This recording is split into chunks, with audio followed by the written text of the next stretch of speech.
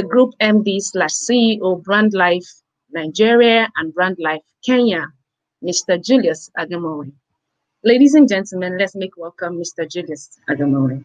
Thank you. Julius Agemome, born on December 4th, 1962 in Uromi, Edo State, where he went through his primary and secondary education. He holds a bachelor's degree from the University of Benin, Nigeria, and an advanced marketing diploma from the Institute of Marketing Management, South Africa. In September 2017, he completed the Stanford University Seed Transformational Program. He has a lot of international exposure spanning through 4 different countries: the Netherlands, Zimbabwe, Nigeria, and Ghana, working for Unilever. He has experience and knowledge in brand building, experiential marketing, field marketing services, product innovation, and project management.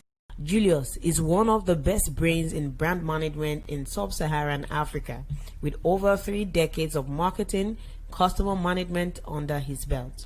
He joined the then Lever Brothers, now Unilever Nigeria, and rose from a management trainee in personnel in 1986 to a brand manager. In early 2007, he left Unilever to set up his business, Brand Life Limited, in August of 2008. The company specializes in branding, experiential marketing, field marketing services, events, and digital marketing.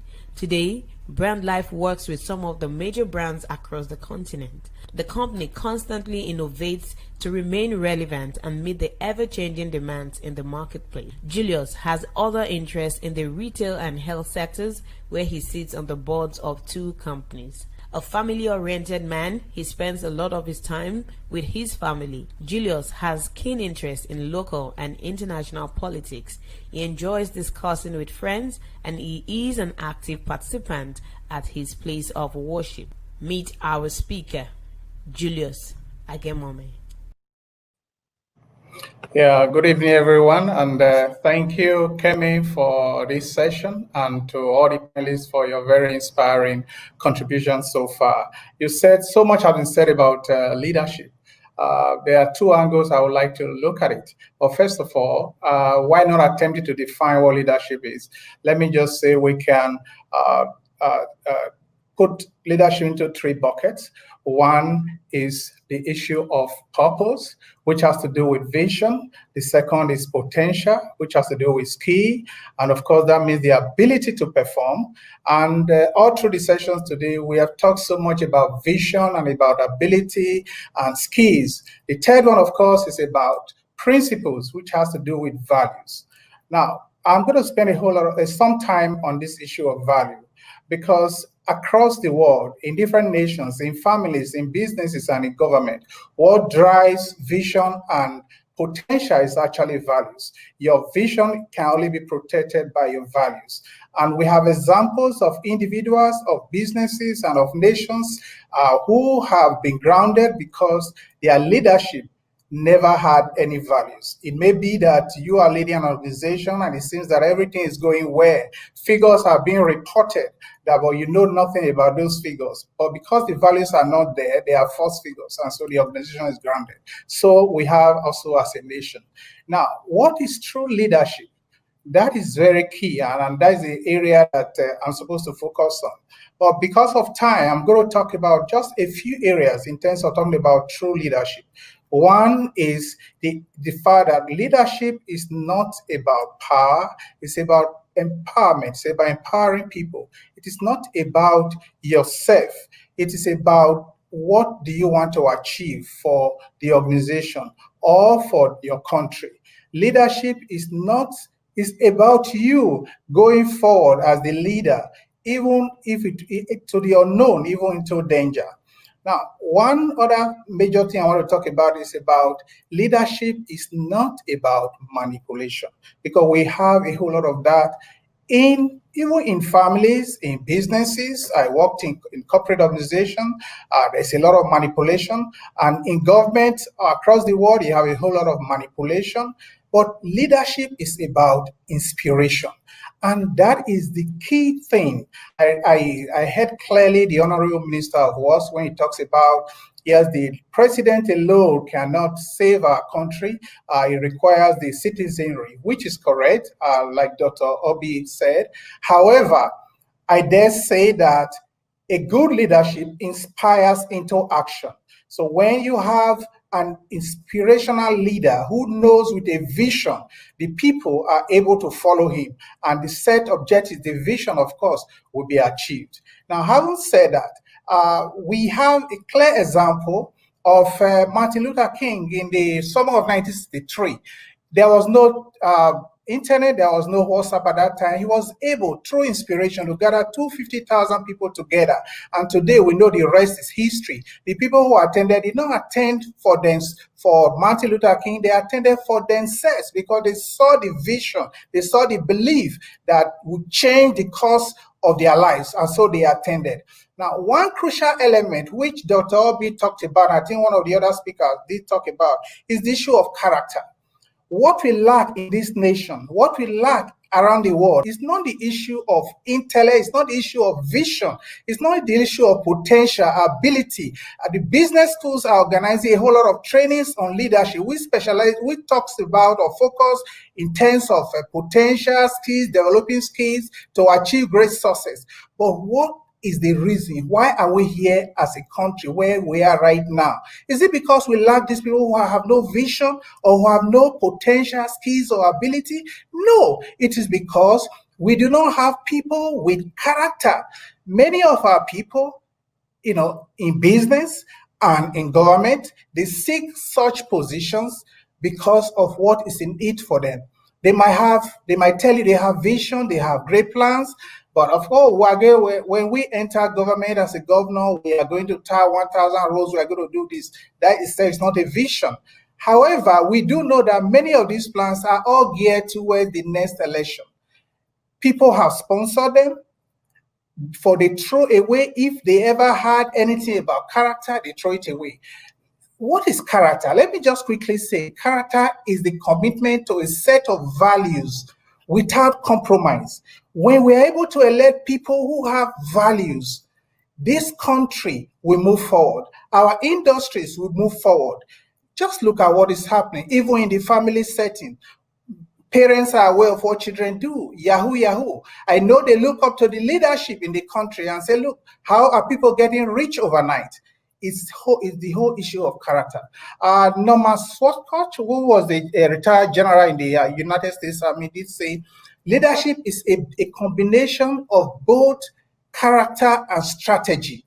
If you have to choose one against the other, make sure you choose character, because character underpins everything. One other issue I want to quickly talk about is the fact that inspiring leaders are people who do not look at just the how and the what. They start from the why, and that is why they are successful. So our leaders should look at what exactly do they want to achieve? Why do they want to achieve it? What benefit will it be to the people? If you're able to answer that question, you are going to be able to galvanize people. Going back to the issue of inspiration, and a company, I give an example of Apple. Apple is a classic example of a business that is able to inspire its consumers, inspire its stakeholders. What does Apple do? Apple starts from the why. So if our leaders can learn to do that, start from the why, and begin to build character in amongst their members, even in themselves, to exercise discipline, because some of our leaders, including me and every person in a place of leadership, whether in the family, in the church, in the social organization, because the leadership we are talking about, the leadership question about character is not only in government, in social organizations, in businesses, in clubs, in churches, there is this issue of character. So character requires discipline. It requires a lot of discipline. You ask yourself, should I really do this? Can I not hold back from taking this money that does not belong to me, that belongs to the people? It requires a whole lot of discipline. And that is so very important for our nation to move forward. I know skills are important, potential, vision are important, but when we're able to inculcate in our young ones, in the younger generation, the value of hard work, the value of discipline, the value of character, our nation will be able to move forward. I'm hoping as we go along through the panel session to be able to give some personal examples of how I've lived this in my area of leadership. Thank you very much. Thank you so, so much, sir. Thank you, sir. We appreciate you for doing this with us this evening. Thank you. Leadership is about inspiration, not manipulation. A good leader inspires into action. Start from the why. Wow, that's been a wonderful session. How do you, sir, as a leader and someone who is an emerging leader, for example, deal with people who resist this change, and you know that change will bring positive impact? How do you manage such situation, or how have you managed situation over the years? All right, thank you very much. I think what you're talking about is the change you're talking about is both internal and external. One, of course, is within the business. The dynamics is changing every day. So for any successful business, you have to be very innovative. That means that new ideas have to come, new ways of doing things have to be put in place. For example, I give a classical example. I mean, we are a growing business, and as we expand, the need for processes to be correctly in place became so imperative. But you know, as you discuss this, as you go through this within the business, there might be people who felt there were people who felt, oh, it's easy for me to just take an action and do it without referencing the process or without getting the right authorization. So what did we do? We had a number of sessions, brought in external people to take us through why the reason why we are trying to achieve the change, the ways we did business. So it's very important to get the people along, explain to them the reason why you are doing what you are doing. Because it's only when they understand the reason, which is the why that I spoke about. The why is very important. If they understand the why, you are almost guaranteed that you get everyone on board. And as I can speak today, I know that we have processes that are running, and everyone is jealously protecting that process. In terms of the external, we are dealing with different clients, different stakeholders. The same thing applies. I mean, you might be talking to a client who has worked with one other agency or company and has certain ideas of how things need to be done. I think it's not just for you to come to the client and say, yes, I want this change for whatever reason. You must be able to build a story and build a compelling reason. Show them from research, show them from examples around the world. As marketing people, I mean, we have to do research. We have to be able to tell our clients the new ways to do things that can be more effective than the way that they have ever done it before. So it's so very important to be able to get people on board. And of course, to get them on board, you have to bring the information across to them, because their resistance may be because they do not have the right information. With the right information, and of course, the why, like I spoke about, they are most likely to go along with you. Awesome. Thank you so much. How would you counsel on this? And how is this helping to build leadership potential or develop leadership capacity in these team members? Let me just go back to my employment days. I remember when we were doing appraisals, there was one question then, the quality of delivery. You know, you are usually asked to fill your appraisal forms, which is reviewed by your boss. Then, of course, you have achieved 1, 2, 3, 4, but the company was interested in the quality of delivery. How did you achieve this result? Uh, for some, and that is true in many organizations today, your achieving result is so paramount that you will do anything to destroy your colleagues, You would do anything to annoy everyone. But I think it is important to be mindful of this and be sensitive to people that you work with, to give them the respect, the regard, and do not use them, do not manipulate them to achieve your results. But having said that, I think a good leader must demand accountability, must also demand results from the teammates. I think that is where the question really is.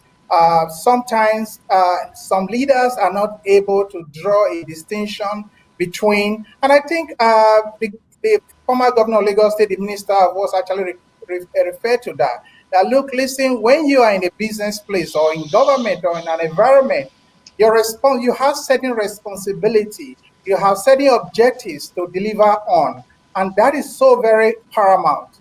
However, be friends to everybody, but that friendship ends when these people are not interested in achieving the same objective. So you have to be firm as a leader, while at all times have empathy. That is very important. When people have genuine issues that you have to deal with as a leader, deal with them. But the achievement of results for a leader is so very key. The people are important. Respect them. Do not use them.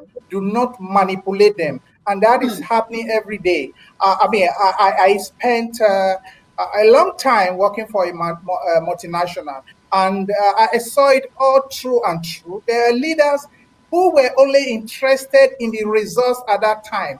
They were interested in the promotion, and in the process, they destroy people in that process. Every person, every team member wasn't good except you, because you wanted to get the accolade. So we must be very mindful of that. Respect people, but demand results. Mr. Agonunamel, can we go to you, sir? Your parting shots as we round off. Thank you very much. I think what I like to say in parting is that we must all set personal examples. The lives we live, there are millions of people who may not know it, how it happens, but there are a lot of people that are watching us. We are interacting with different people every day. The values we share, the principles we hold, it's not just about the reputation. Beyond the reputation, they want to see who is really this person that I'm dealing with. And in that way, you are influencing a whole lot of people. A lot of young people are looking up to people like us to lead them and show them the way. And we as leaders must truly show them the way, so that in all honesty, we can change the course and the trajectory of this country. Because the way we are, in a few years, we won't really like it if we are not able to make many changes that we need to make. And character is the key to that. Thank you.